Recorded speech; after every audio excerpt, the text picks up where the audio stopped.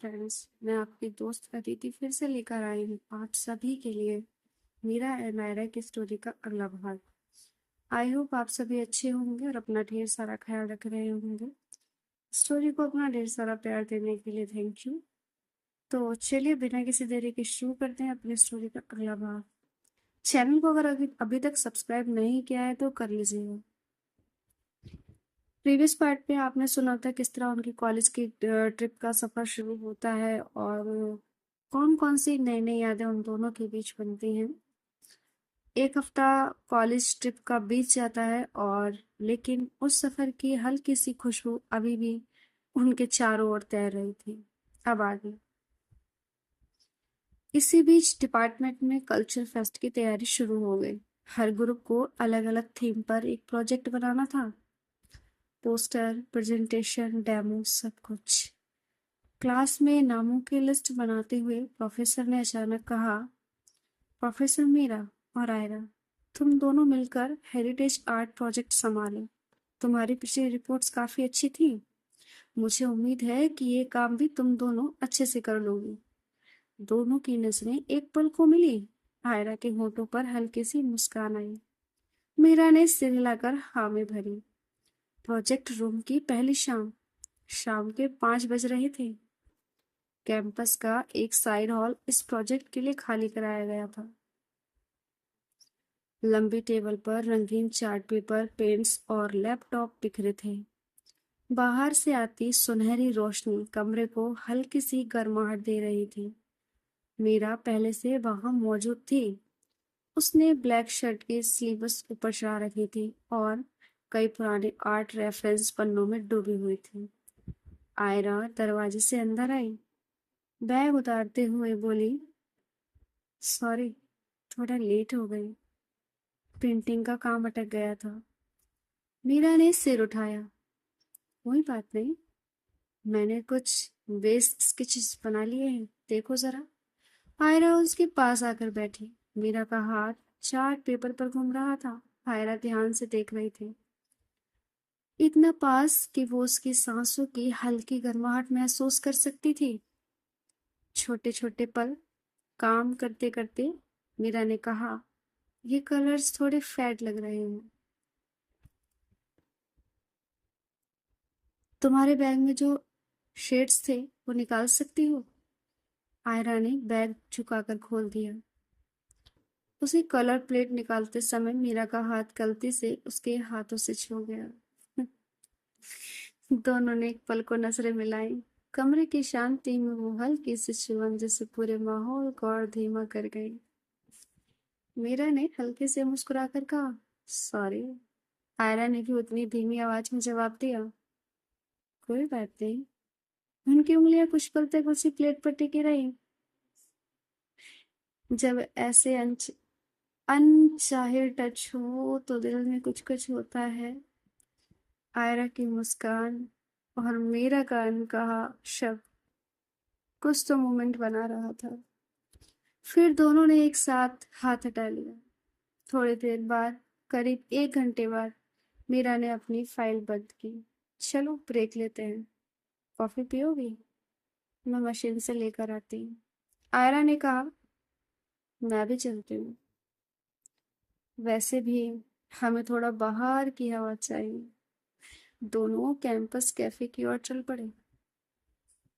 रास्ते में पेड़ों से गिरते सूखे पत्तों पर उनके कदमों की धीमी आवाज गूंज रही थी। मीरा ने आते जाते पूछा, तुम्हें कभी लगा कि ट्रिप ने हम दोनों के बीच कुछ बदल दिया है? आयरा हल्का सा चौंक जाती है। उसने कुछ सेकंड सोचा, फिर धीरे से कहा, हाँ, शायद बदल दिया है। अब तुम्हारे साथ रहते हुए वक्त का पता ही नहीं चलता। मेरा कुछ पल चुप रही, फिर उसकी ओर देखते हुए बोली, मुझे भी यही महसूस हो रहा है। उनकी बातचीत उतनी ही धीमी थी जितनी शाम की हवा, लेकिन हर शब्द के पीछे एक अनकहा अपनापन घुला हुआ था। काम की वापसी। कैफे से लौटकर दोनों ने फिर से स्केचेस पर काम शुरू किया। अब माहौल पहले जैसा औपचारिक नहीं था। मीरा कभी आयरा को कलर्स पकड़ाती तो कभी खुद झुककर उसकी ड्राइंग को ठीक करती, और इस बीच कभी कभी उनके कंधे हल्के से टकराते और दोनों बस मुस्कुरा देते। काम करते वक्त वो कब एक दूसरे के नजदीक आ जाते उन्हें पता ही नहीं चलता, बस धड़कनें धड़कती रह जाती और सांसें तेज हो जाती। घड़ी ने 8 बजने का इशारा दिया। मीरा ने कहा, आज के लिए इतना काफी है, कल से फाइनल टच देंगे। आयरा ने सिर हिलाया, लेकिन उसके मन में एक मीठी सी बेचैनी थी, जैसे वो ये शाम खत्म ही नहीं होने देना चाहती हूँ। लेकिन वक्त को कौन रोक सका है, आज तक शाम तो खत्म होनी थी, रात जो आनी बाकी थी, और रात नहीं आएगी तो रात की यादें कैसे बनेंगी। कमरे में लौटकर आयरा ने अपने फोन पर मीरा द्वारा भेजी गई प्रोजेक्ट तस्वीरें देखी। हर स्केच के पीछे उसे मीरा की मुस्कान याद आ रही थी। वो उसे महसूस हुआ कि ये प्रोजेक्ट सिर्फ कॉलेज फेस्ट के लिए नहीं, बल्कि उनके रिश्ते की कहानी लिखने का एक नया बहाना भी बन रहा है। फेस्ट की तैयारियां और जोरों पर चल रही थी। ये रात सोचते सोचते बीत गई और अगला दिन आ गया। कैंपस की गलियों में पतझड़ की हल्की ठंडक उतर चुकी थी। मीरा सुबह सुबह डिपार्टमेंट में पहुंची तो नोटिस बोर्ड पर फेस्ट की टाइमलाइन टंगी देखी। उसने अपने शेड्यूल नोट्स को एक नजर देखा और धीरे से मुस्कुराई। आज फिर हेरिटेज आर्ट प्रोजेक्ट की मीटिंग थी। आयरा की टीम को वो खुद सुपरवाइज कर रही थी। शाम को जब सभी स्टूडेंट अपने अपने ग्रुप के साथ प्रैक्टिस में जुटे थे, मीरा बड़े हॉल में दाखिल हुई। सभी ग्रुप्स अपनी अपनी तैयारियां दिखा रहे थे।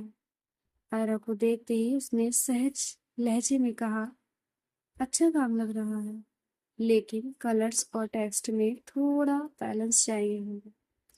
आओ बैठकर देखते हैं। मीरा की ये प्रोफेशनल वाली टोन आयरा हमेशा आयरा को हल्का सा नर्वस कर देती थी, फिर भी उसके दिल में एक अजीब सा सुकून भर देता। आयरा ने अपने चार्ट्स मीरा के सामने फैलाए। मीरा हर स्केच पर झुककर नोट्स लिख रही थी। कभी उसकी उंगलियां पेन पकड़ते पकड़ते चार्ट पेपर पर आयरा के हाथ के पास आ जाती और दोनों चुपचाप काम करते रहते। लेकिन हर बार जब मीरा का हाथ थोड़ा पास आता, आयरा की सांसें अनजाने में थोड़ी गहरी हो जाती। हल्की फुल्की बातों का बहाना मीरा ने नोट से नजर हटाकर पूछा, आयरा, ये कलर्स कहाँ से लिए? ये शेड्स थोड़ा अलग लग रहे हैं। आयरा ने जवाब दिया, कैंपस के पास वाली छोटी आर्ट शॉप से। आप चाहें तो मैं आपको दिखा सकती हूँ, वहाँ बहुत यूनिक कलर्स हैं। मीरा ने हल्का सा सिर झुकाकर कहा, क्यों नहीं, क्लास खत्म होने के बाद चल सकते हैं। वैसे तुम्हें इन चीजों की समझ काफी अच्छी है। मीरा का ये छोटा सा कॉम्प्लीमेंट आयरा के दिल में देर तक गूंजता रहा। उसने सिर्फ थैंक यू मैम कहा, लेकिन उसकी आंखों की चमक ने कहने से ज्यादा कुछ जता दिया। शाम का कॉरिडोर मीटिंग खत्म होने के बाद स्टूडेंट धीरे धीरे हॉल से निकलने लगे। बाहर का आसमान हल्के नीले से बैंगनी का हो रहा था। मीरा और आयरा साथ साथ कॉरिडोर से निकल रहे थे। लंबे गलियों से दोनों तरफ ऊंची खिड़कियां, जहां से आती ठंडी हवा उनके बालों को हल्का हल्का हिला रही थी। आयरा ने हिम्मत जुटाकर कहा, मैम, ट्रिप के बाद से कैंपस कुछ और ही अच्छा लगने लगा है। मीरा चलते चलते रुक गई। उसने आयरा की ओर देखा। उसकी नजरों में एक हल्की मुस्कान और अनकहे एहसास का मिला जुला रंग था। मीरा ने धीरे से कहा, कभी कभी लोगों की वजह से जगह बदल जाती है। और दोनों कुछ पल यूं ही खामोश खड़ी रह गई। गलियारे की खिड़कियों से आती डूबते सूरज की आखिरी किरणें उनके चेहरे पर सुनहरी परछाइयां बना रही थी। प्रोफेसर और स्टूडेंट की सीमाएं, मीरा ने गहरी सांस ली और चलना शुरू किया। चलो अब कलर्स की दुकान देखते हैं। कल प्रेजेंटेशन के लिए बहुत काम बाकी है। उसकी आवाज में प्रोफेसर वाला संतुलन था, लेकिन आंखों में एक पल को वो इस तरह झलक गया जिसे दोनों ने महसूस किया, पर किसी ने नाम नहीं दिया। रात को अपने हॉस्टल रूम में लौटकर आयरा मीरा के साथ बिताए हर छोटे छोटे पल को याद कर रही थी। क्लास की औपचारिकता के पीछे जो अनकहा अपनापन था, वो अब और गहरा महसूस हो रहा था। मीरा के लिए ये बस एक प्रोजेक्ट नहीं, बल्कि उस खामोश जुड़ाव की शुरुआत थी जिसे दोनों ने अभी सिर्फ महसूस किया था। रात तो उनकी इन्हीं ख्यालों में बीत रही थी जो एक दूसरे के बारे में वो सोच रहे थे। कैंपस में अगली शाम फेस्ट की तैयारियों का शोर था, पर मीरा के लिए इस शाम का सबसे अहम हिस्सा वो छोटी सी आर्ट शॉप बन गई थी जहां उसे आयरा के साथ जाना था। क्लास खत्म होने के बाद मीरा ने अपनी फाइल समेटी और धीरे से कहा, चले, दुकान बंद होने से पहले पहुंच जाए। आयरा ने अपने बैग की स्टेप ठीक की। जी मैम, उसने हल्की मुस्कान के साथ जवाब दिया। शाम का आसमान बैंगनी नारंगी रंगों में घुला हुआ था। कॉलेज के बाहर की हलचल हो रही थी। कैंपस गेट से बाहर निकलते ही सड़क किनारे की हल्की हल्की हवा दिन भर की थकान को जैसे धीरे धीरे खींच रही थी। मीरा और आयरा साथ साथ चल रही थी। बीच बीच में ऑटो और साइकिल की हल्की आवाजें, कदमों की ताल में एक अजीब सी सहजता थी, जैसे दोनों इस छोटे से सफर को लंबा खींचना चाहती हूँ। आयरा ने पहली बार कॉलेज से बाहर मीरा के साथ यूं पैदल चलने का मौका पाया था। वो बार बार अपने बैग की स्ट्रेप कसती, फिर ढीली कर देती। मीरा ने नोटिस किया और मुस्कुराई। नर्वस लग रही हो? ऐसे तो रोज कॉलेज के बाहर आती होगी। आयरा ने धीमे स्वर में कहा। मैम, आपके साथ ये पहली बार है, थोड़ा अलग लग रहा है। मीरा ने उसकी तरफ देखा। एक हल्की हंसी उसके होठों तक आई, पर उसने कुछ नहीं कहा, बस अपनी चाल थोड़ी धीमी कर दी। चलते चलते रंगों की दुकान के नजदीक आ गए। दुकान बहुत बड़ी नहीं थी। लकड़ी के शेल्फ पर सजे पेंट्स, ब्रश और पुराने पोस्टर्स से भरे। दरवाजा खोलते ही अंदर से रंग और कागज की मिली-जुली खुशबू आई। दुकानदार ने पहचानते हुए कहा, फेस्ट के लिए सामान चाहिए? मीरा ने जवाब दिया, हाँ, कुछ खास शेड्स देखने आए हैं। आयरा शेल्फ पर झुकी हुई रंगों के डिब्बे चुनने लगी। उसकी उंगलियां अलग अलग ट्यूब्स को छू रही थी। मीरा पास खड़ी उसकी पसंद देख रही थी। मीरा ने धीरे से कहा, तुम्हें कलर्स चुनने का तरीका बहुत सोच समझ कर है।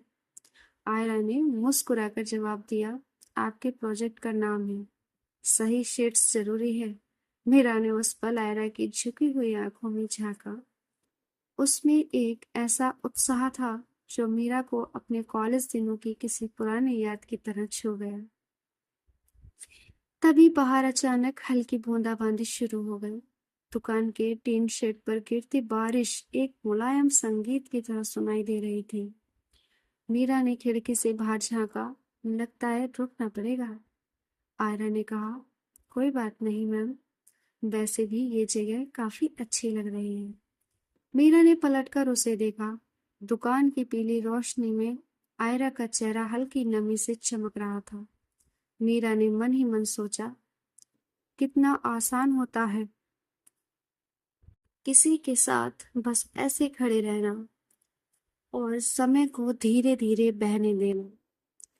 बारिश थमने लगी तो दोनों ने रंगों का बैग उठाया और बाहर निकले। सड़क किनारे अब मिट्टी की खुशबू फैली थी। कैंपस की ओर लौटते हुए आयरा ने धीमी आवाज में कहा, मैम, ये शाम याद रहेगी। मीरा ने बस हल्की सी मुस्कान दी। उसके होठों तक आए कई शब्द वो बोलना चाहती थी, पर प्रोफेसर और स्टूडेंट की सीमाएं उसके दिल में खामोश रही। हाँ, उसने बस इतना कहा, मुझे भी। जैसे ही हॉस्टल लौट कर आए, आयरा ने बैग खोला। रंगों की ट्यूब्स पर जमी हल्की नमी को छूते ही उसे पूरी शाम याद आने लगी।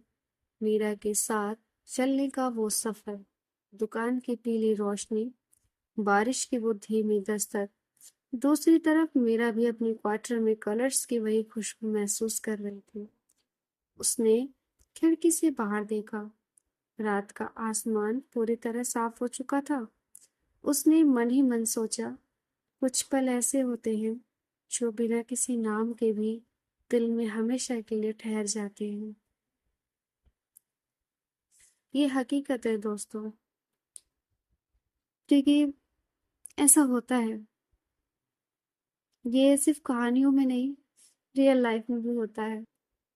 हाँ, सुनकर शायद आपको मेरी बातें हंसी आएगी, क्योंकि मेरे मेरे स्कूल लाइफ में भी ऐसा ही कुछ था। तब मैं ज्यादा चीजें नहीं जानती थी, समझती थी, बट मेरी भी एक मैम ऐसी थी।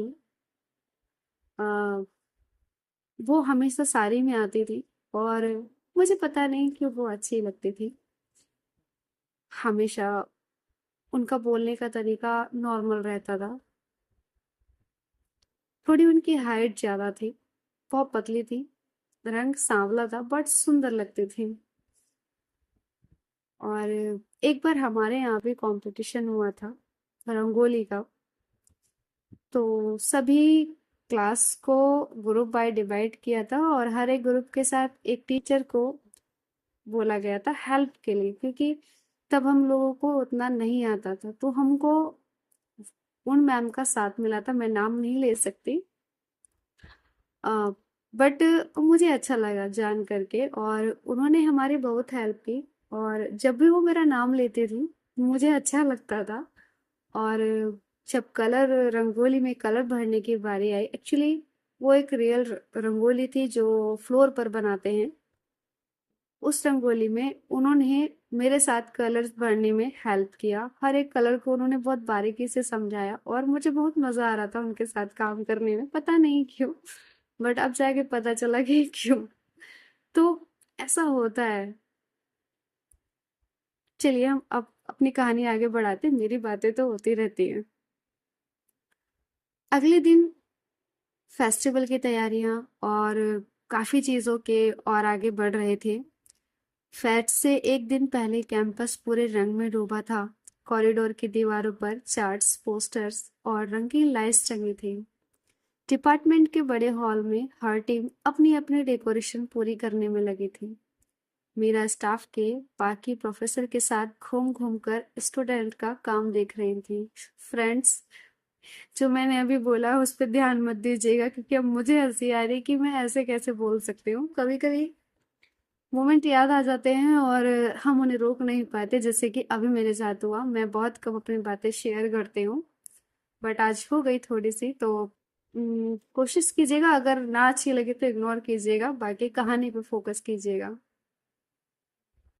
मीरा स्टाफ के बाकी प्रोफेसर के साथ घूम घूम कर स्टूडेंट्स का काम देख रही थी, पर उसकी नजर बार बार हेरिटेज आर्ट स्टॉल की ओर खींच जाती, जहां आयरा रंगों में डूबी हुई थी। तैयारियों की भाग दौड़ के बीच मीरा और आयरा का ध्यान एक दूसरे की ओर चला ही जाता। शाम ढल रही थी। मीरा ने देखा कि आयरा लकड़ी के बोर्ड पर रंग चढ़ाते चढ़ाते काफी देर से खड़ी है। उसने पास आकर कहा, आयरा, थोड़ा ब्रेक लो। इतनी देर से खड़ी हो, रंग भी सूखने दो। आयरा ने सिर उठाकर हल्की मुस्कान दी। बस ये कोना बचा है मैम, फिर आराम कर लूंगी। मीरा ने जवाब दिया, ठीक है, लेकिन ज्यादा जोर मत डालो। वो यह कहकर अगले स्टॉल की ओर मुड़ी ही थी कि पीछे से आयरा की हल्की सी आवाज आई, आउच। मीरा फौरन पलटी। आयरा की उंगली पर ब्रश का नुकीला हिस्सा चुभ गया था, और हल्की सी लाल रेखा बन गई थी। मीरा तेज कदमों से पास पहुंची। ये कैसे हो गया? रुको, हिलना मत। आयरा ने घबरा कर कहा, कुछ नहीं मैम, बस छोटी सी खरोच है। पर मीरा ने उसकी बात काटते हुए अपनी जेब से छोटा सा रुमाल निकाला उसने बहुत सावधानी से आयरा की उंगली पकड़कर खून को पोंछा। उसके टच की वो गर्माहट आयरा को पल भर के लिए बिल्कुल चुप कर गई। मीरा का चेहरा गंभीर था, बस एक प्रोफेसर की चिंता, लेकिन उसकी उंगलियों का कोमलपन एक का अपनापन लिए हुए था। अब दर्द तो नहीं हो रहा? मीरा ने हल्की आवाज में पूछा। नहीं मैम, आयरा ने धीमे स्वर में कहा, पर उसकी धड़कनों की रफ्तार उसे खुद सुनाई दे रही थी। मीरा ने एक पल उसकी आंखों में देखा, फिर होठों पर हल्की मुस्कान लाते हुए कहा, काम तो कल भी पूरा हो सकता है, आज के लिए इतना काफी है। दोनों कुछ देर उस स्टॉल के पास खड़े रहे। चारों ओर बाकी स्टूडेंट्स अपने काम में व्यस्त थे, लेकिन उस छोटे से पल में मीरा और आयरा के बीच एक शांत सी नजदीकी बह रही थी।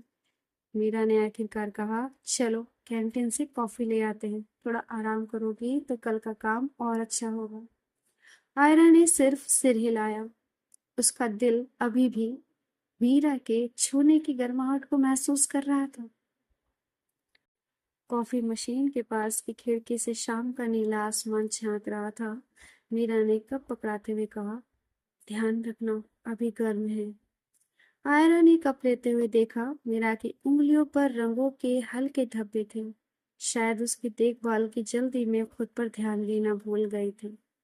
आयरा ने धीमी हंसी में कहा, मैम, आपके हाथों पर भी रंग लग गए हैं।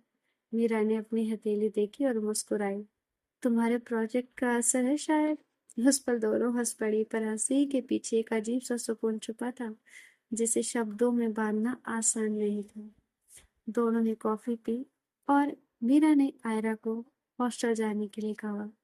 रात को हॉस्टल लौटकर आयरा अपनी उंगली पर बंधा वो छोटा सा हैंडीकैप देखती रही। उसमें अब मीरा के टच की गर्माहट और उस शाम की यादें जमी थी। दूसरी ओर अपने क्वार्टर में बैठी मीरा डेस्क पर रखी रंगों की ट्यूब्स को देखते हुए सोच रही थी, कितनी अजीब बात है, एक प्रोफेसर होकर भी किसी स्टूडेंट की चिंता इतनी अंदर तक उतर सकती है। क्यों नहीं उतर सकती दोस्तों?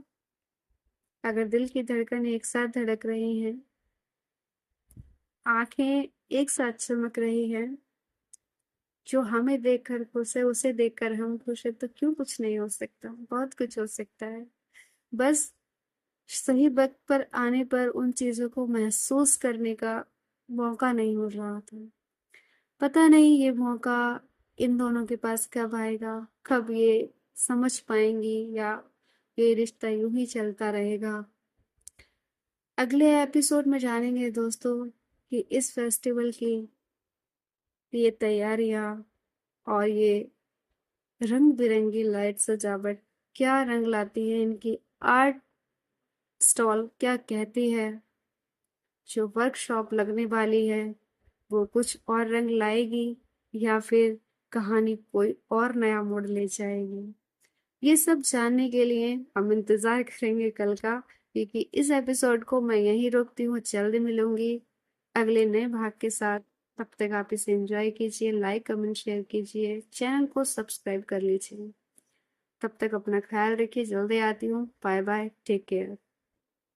और हाँ, स्टोरी को लाइक कमेंट शेयर करना बिल्कुल भी मत भूलिएगा दोस्तों। चलिए चलते हैं, बाय बाय, टाटा।